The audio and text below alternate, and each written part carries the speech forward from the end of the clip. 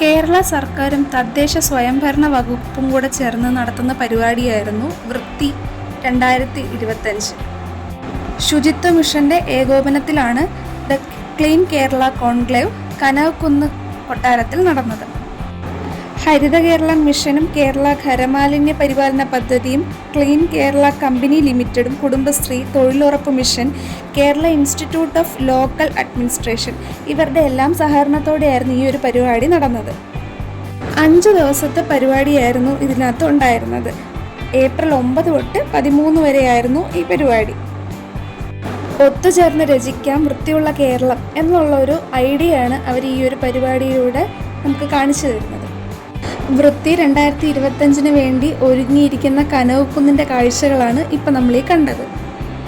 നമ്മളെല്ലാവരും ഉപയോഗിച്ചിട്ട് ഉപേക്ഷിച്ച് കളയുന്ന പലതരം മാലിന്യങ്ങൾ കൊണ്ടാണ് ഇവിടെ ഈ ഒരു അത്ഭുതം സൃഷ്ടിച്ചിരിക്കുന്നത്.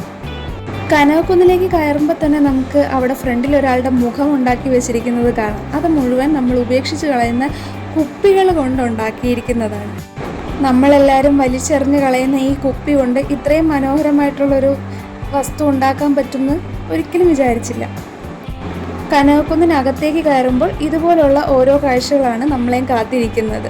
പല പല രൂപങ്ങളുണ്ടാക്കിയിരിക്കുന്നത്, തവള, സ്രാവ്, മീന്, ആമ, പൂമ്പാറ്റ, ഇങ്ങനെ പല കാര്യങ്ങൾ നമുക്കിവിടെ ഈ വേസ്റ്റ് കൊണ്ട് ഉണ്ടാക്കിയിരിക്കുന്നത് കാണാനായിട്ട് സാധിക്കും. മാലിന്യ സംസ്കരണത്തിന് കേരളത്തിൻ്റെ സവിശേഷ മാതൃകകളും നേട്ടങ്ങളും അവതരിപ്പിക്കുക, മാലിന്യ സംസ്കരണ രംഗത്തെ പ്രവർത്തനങ്ങളെ കാലാവസ്ഥ പ്രതിരോധ പ്രവർത്തനങ്ങളുമായി ബന്ധിപ്പിക്കുക, ദേശീയ അന്തർദേശീയ തലങ്ങളിൽ സംവിധാനങ്ങളുമായി ഏകോപന സാധ്യതകൾ കണ്ടെത്തുക, ഇതൊക്കെയായിരുന്നു ഇവരുടെ പ്രധാന ലക്ഷ്യങ്ങളിൽ ചിലത്. ഈ കാഴ്ചകൾ മാത്രമല്ല, ഇതിനകത്ത് സ്റ്റോളുകൾ ഉണ്ടായിരുന്നു. അതിൽ പ്രധാന മേഖലകൾ എന്ന് പറഞ്ഞാൽ സംയോജിത മാലിന്യ സംസ്കരണം എങ്ങനെയാണ്, സമ്പദ് വ്യവസ്ഥയുടെ മാലിന്യ സംസ്കരണം എങ്ങനെയാണ്, അതിലെ നൂതന ആശയങ്ങൾ, അതുപോലെ തന്നെ നിയമങ്ങളും ചട്ടങ്ങളും, നമ്മൾ ഈ മാലിന്യ സംസ്കരണ രംഗത്തുള്ള നിയമവ്യവസ്ഥകൾ എങ്ങനെയൊക്കെയാണ് എന്ന് പറഞ്ഞു തരുന്നത്. അതുപോലെ തന്നെ ഏറ്റവും വലിയൊരു കാര്യം പൊതുജന പങ്കാളിത്തമായിരുന്നു. കുറേ സാംസ്കാരിക പരിപാടികളും യുവജന ഇൻറ്റേൺഷിപ്പുകൾ, പൊതു അവബോധ ക്യാമ്പയിനുകൾ, അതൊക്കെയായിരുന്നു ഈ കനകക്കുന്നിലുണ്ടായിരുന്നത്. ഫ്രീ എൻട്രൻസ് ആയിരുന്നു ഇതിനകത്ത് ഏറ്റവും ഹൈലൈറ്റ്. നമുക്ക് ഈ ഒരു പരിപാടിയിലൂടെ മാലിന്യ സംസ്കരണ രംഗത്തെ പുതിയ രീതികളും മാറ്റങ്ങളും ഒക്കെ പരിചയപ്പെടാൻ സാധിക്കും. അതുപോലെ തന്നെ പുതിയ സാങ്കേതിക വിദ്യകളും മാലിന്യ പരിഹാരങ്ങളും കണ്ടു മനസ്സിലാക്കാനായിട്ട് സാധിക്കും. പിന്നെ നവീനാശയങ്ങൾ ഉൾപ്പെടുത്താനായിട്ട് സാധിക്കും. വിവിധ മത്സരങ്ങളിൽ പങ്കെടുക്കാൻ പറ്റുമായിരുന്നു. സാംസ്കാരിക പരിപാടികൾ ഉണ്ടായിരുന്നു. സംരംഭകർക്ക് സ്റ്റാർട്ടപ്പിൻ്റെ സാധ്യതകൾ മനസ്സിലാക്കാനായിട്ട് സാധിക്കുന്നു.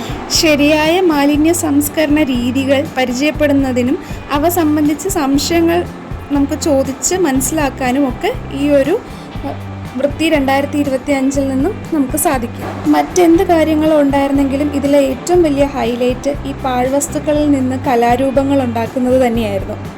കുപ്പയിലെ മാണിക്യം എന്ന് പറയുന്നത് പോലെ കനകക്കുന്നിൻ്റെ പല സ്ഥലത്തും നമുക്ക് ഈ ഒരു ഐഡിയോളജി കാണാനായിട്ട് സാധിക്കുമായിരുന്നു. പുനരുപയോഗത്തിൻ്റെ സാധ്യതകൾ പ്രകടിപ്പിക്കുന്നതിൽ വേസ്റ്റ് ടു ആർട്ട് എന്നുള്ള ഒരു കൺസെപ്റ്റാണ് ഇവിടെ നമ്മൾ കാണുന്നത്. ഇപ്പോൾ ഈ കാണുന്ന ആമയാണെങ്കിലും എല്ലാം ഉണ്ടാക്കിയിരുന്ന പാഴ്വസ്തുക്കളിൽ നിന്നാണ്. നമ്മളെല്ലാവരും ഉപയോഗശൂന്യമായി കളയുന്ന കാര്യങ്ങൾ ഹരിതകർമ്മസേനക്കാർ ശേഖരിക്കുകയും അത് നമുക്ക് ഇത്തരം ആർട്ടുകളിലേക്ക് മാറ്റാനായിട്ട് സാധിക്കും എന്നുള്ള ഒരു അനന്തമായ സാധ്യതയാണ് നമ്മളിവിടെ കാണുന്നത്.